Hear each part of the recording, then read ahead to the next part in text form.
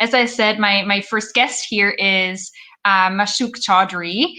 He's a manager for sustainability at DBL Group, and I'm just so happy you can join me. Maybe as a start, would you be able to give us just a very short introduction, 3 sentences of who you are and what you do, so that our audience knows to ask the right questions? Over to you, Mashook. Thank you very much. It's a great honor to be a part of the Global Compact and joining this particular session, and for that matter, a lot of other programs as well. So I'm Mashook Chowdhury. I'm manager sustainability currently. So I joined DBL Group almost 8 years back. So it was basically sustainability all through. So starting with compliance issues and then moving out to the broader sustainability issues. Then I will work with the sustainable development goals. So we found out that several of it's about 14 SDGs are already in alignment with DBL's activities, or the other way around for that matter. So it's been a real pleasure working with the Global Compact, and looking really forward to that session. So thank you. Yeah, no, great. So maybe I'll kick off with the first question. So as you said, we're very familiar with you at the Global Compact here. You were an SDG pioneer in 2019, and then you joined the Young SDG Innovator Program, first as an innovator, and then in the next round as a mentor. So maybe could you just tell us a little bit about why did you decide to become a mentor? And how was your experience as an innovator, a mentee, if you will, and what did you get out of that Young SDG Innovator Program? In the first Young SDG Innovators Program, I was actually within the champion role.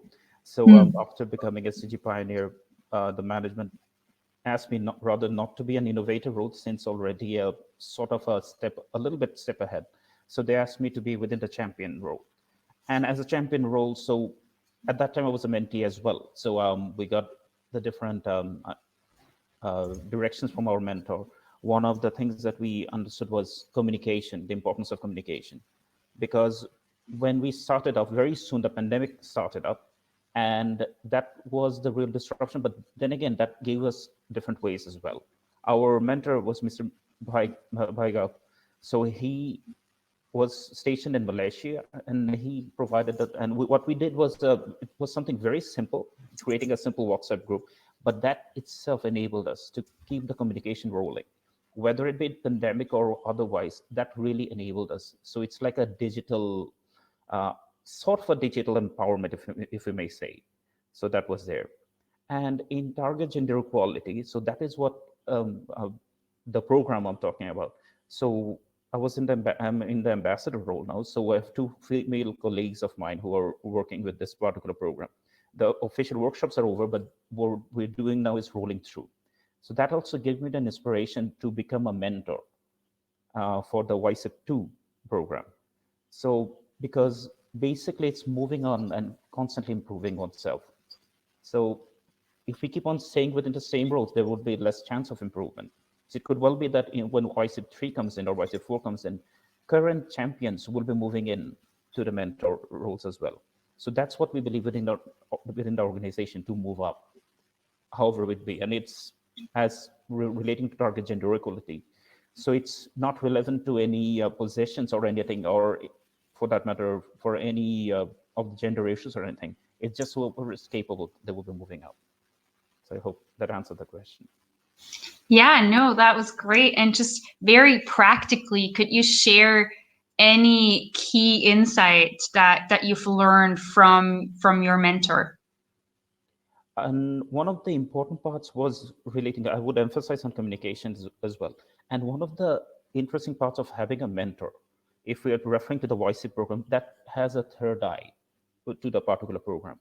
Because when I was within the champion role, so, and when we had 3 innovators, so we were focused more within the in-house. So we had a, not to say limited point of view, but just within our organizational point of view. But when we have a mentor, so an external consultant, an external counselor, so to say, so they will be giving us a perspective more from the global side, not just organization-wide, because these programs are multinational, international programs. So more on a global scale. So we need that particular set of eyes as well. And since our our mentor was Indian. So that gave us a further advantage as well. So from a different country's perspective, it's a neighboring country, but still nevertheless, we're having a different perspective. So communication was there and having a different perception because it's a different way of looking at things. That's what we really found to be useful. Yeah, no, I think that answers that greatly. So I think Shahamin just threw me off because I was about to post the same question to you that Shahamin also put in the chat. So I know at DBL, and for everybody who's maybe not familiar with the company, it really is a giant textile manufacturer and supplies the likes of Walmart, H&M, and so forth. So I know you have a female supervisory leadership program to really help move women in supervisory roles. Tell us more about that, and especially how DBL, promotes women for leadership roles. The background of the female supervisor leadership program is it's focusing on the worker side and to bring them more close to the management side. So normally within the worker in Bangladesh, there are 7 levels of workers, the different designations that they can have, but that's all within the worker level. So what we decided, since we have a significant amount of workforce, and we also did a program earlier in about 2012, a program by Care Bangladesh. So that helped us identify that there are potential candidates for women who can become actually supervisors. The program was Women in Factories initiative. It focused on one particular thing, workers, but did not really directly address the supervisory position, which we decided to start, the female supervisor leadership programs. So these were the leaders of tomorrow. So when we interact with these supervisors now, their words are our inspiration because they are making statements such as that one of the soft skills that they mentioned, they behave well and the work becomes easier. Then one of the supervisors also stated that if a woman can become prime minister of a country, then we can manage a sewing line as well. So these are inspiration words that are there. We directly see, and our supervisors are even participating in different panel discussions. Well, Amphori arranged a panel discussion along with the Global Compact Network Bangladesh and CSO Center. So one of our supervisors was actually a panel. She was also a panelist in one of Puma's program as well. So we see that it's not that everyone does not have to be in the same level. That is the idea of empowerment. So that just we need to enable and engage, empowerment will be coming in. Yeah, no, and I love that you mentioned that enablement to really have these specific programs in place to seek out, because the women are already in the organization, that you really need to then elevate them to the leadership level. We got another very interesting question here. I'm also very interested to hear what the mentorship landscape looks like in Bangladesh more broadly. Do you believe it's common for companies and other organizations to start or engage in networks? Specifically relating to mentorship, what we would say that it's still relatively new. I mean, the idea of consultants and everything, so that is there. But the idea of mentorship, it's a little bit more within the soft skills and everything. But we would say that it's coming up. Programs of Global Compact, these will really enable us because when YSIP was launched, Young City Innovators program was launched. So that was the very first time mentors term actually came into use within the companies and all. I mean, more formally, so to say. So it has enabled, the enabling has begun. Now it's just we need to continue with it because it's always better to have another perspective of it. Because if for example, this time's in YSIP 2, I'm mentoring 2 other organizations. So it's one of them is dealing with mental health care services, and another one is dealing with animal care. So it's a different field, but there was a particular reason why I particularly chose it, because to have a different perception to it. Because if I went to another apparel or textile sector, that's within the sector, I could well be missing out certain things. But from a different sector's perspective, might be in the same country, it doesn't matter. But we're having a third, as I said before, it's having a third eye to the different problems, different issues, different challenges that is there. So I hope that answered the question. Yeah, no, that was great. And I'm particularly interested, I love that you mentioned mental health. Can you tell us more a little bit about that particular project? This is a particular program, although the YSIP workshops were just launched. I mean, we will be very soon engaging with that particular program. But what we have seen specifically, that within COVID, the importance of mental health has significantly gone up. Now, whether it be mental health in sorts of just regular counseling, or whether it be couple counseling, whether it be other issues, there's so many other issues that are there. And what we believe that these things are there. And relatively fun sharing one personal observation. So mental health was there, but what COVID-19 did was it has put up as a highlight is the importance of mental health, because we're stuck in a room or stuck in a house for that matter for extended number of times, extended periods.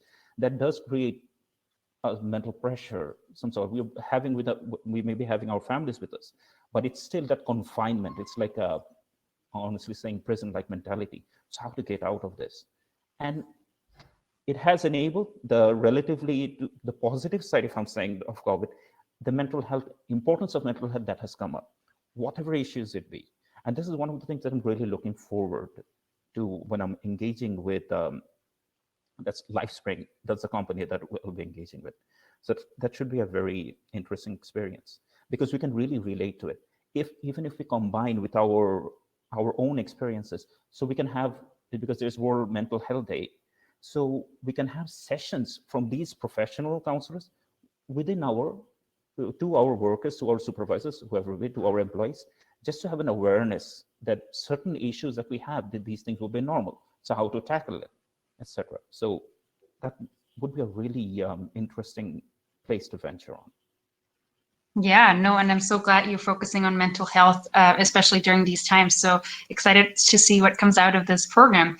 We do have another question, and again, encourage everybody to please submit your questions. This is really the opportunity for this informal dynamic exchange here. So the question is, do you see DBL promoting the Web CEO commitment in Bangladesh? Could it be a trendsetter? Definitely. So specifically, I'll share the experience of Target Gender Equality Program. So when we started with the gender gap analysis tool, so that really gave us we got the score and everything, but within the improver level. So these things will be inspiring us. It's more like helping us identify which are the gaps and everything. And one of the things of just going before the women empowerment principles, because the 7 principles are there. And when we do the gender gap analysis tool, it helps us identify that these are the parts, these are the sections, these are the areas that we can focus on. Because it's just the identification of strengths and weaknesses. Or I should not say weaknesses. Weaknesses are rather opportunities for improving. So the strengths are there, fine, but if we do not identify the opportunity areas, that becomes a problem. So with the gender gap analysis tools, these will help us with the analysis of it, with the follow through of it. These will help us move on. And TGE itself is a very big inspiration for us as well. Because when we went to the workshops and everything, we see that the activity plan that is there, the action plan that has been shared with us, so that gives us the step-by-step process. And these are professional consultants that are coming up. The best thing about it is that we see that particular, the activity planner, the action planner, we cannot just confine it within Target Gender Equality, but we can use it for other programs as well. So for example, if we're talking about more about inclusivity in terms of disabled people, special challenged people, so how to move further with it. Yeah, no, that's great, and I'm very sorry for the construction noise. I hope it's not too annoying, but that's just the perks of working from home these days. I'd be interested in anything in particular that maybe was not on your radar before, that is now on your radar now that you took the web gap analysis tool. Anything that you then put in your action plan and that you're now willing to change? Yes. Any concrete example? Because one specifically thing is with Target Gender Equality, once again, the program, because it focuses on management level. Once we're usually talking about worker level, because we have a fair share of workers. It's about 35% of our 38,000 plus workforce. So the share of, but that's mostly dominated within the workers. We do have programs for workers. UNICEF's Mothers at Work program focusing on maternity protection and breastfeeding. Then we have although within the more compliance rules, we have daycare centers, we have then family planning corners, etc. So many facilities are there. But when we go back to the management side, that is one particular part that we say that why can't we bring some of the knowledge within the worker side to the management side as well? That is a different sort of transition. But step by step, it will be coming up. The first one that we are focusing on, that's the commitment from the top management that has come in, that the high interest of the top management to include more women employees, basically at all levels. So what we can do is that we can start with at the first levels and keep on inspiring people, keep on empowering people, keep on engaging them, and then there will be future managers of the organization. By managers, I mean senior managers within the organization. So this would be it. We can recruit people from other organizations, so that is there. That's not an issue. But if somebody starts within the first level and then he or she rises more within the organization, the dedication, they will be more familiar with the culture, so they can be more smart in that particular approach. So this is one of the things that has really enabled us, that focus now on the management stuff. We have enough programs for women within the worker levels, so now we have to include the management levels as well.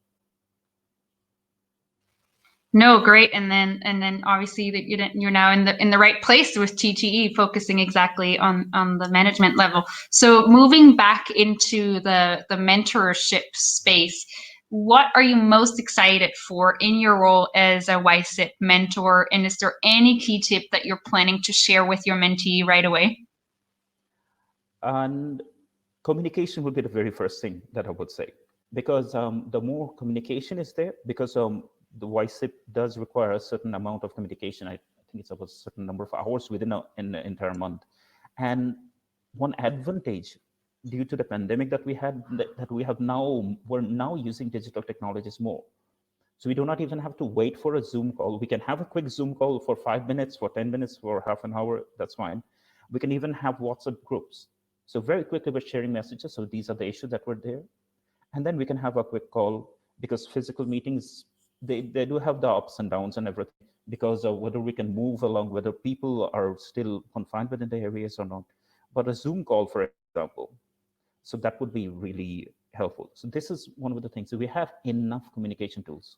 It's not just we have to wait for a call, or we have to actually meet someone face to face, given the benefits are there.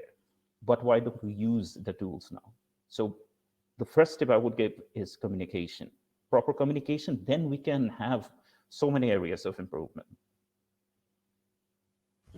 Yeah, and communication is so very important. Thank you so much, Mashook. It's been a pleasure talking to you. I wish I could talk to you for many more minutes, but since our time is up, I thank you very much for your time.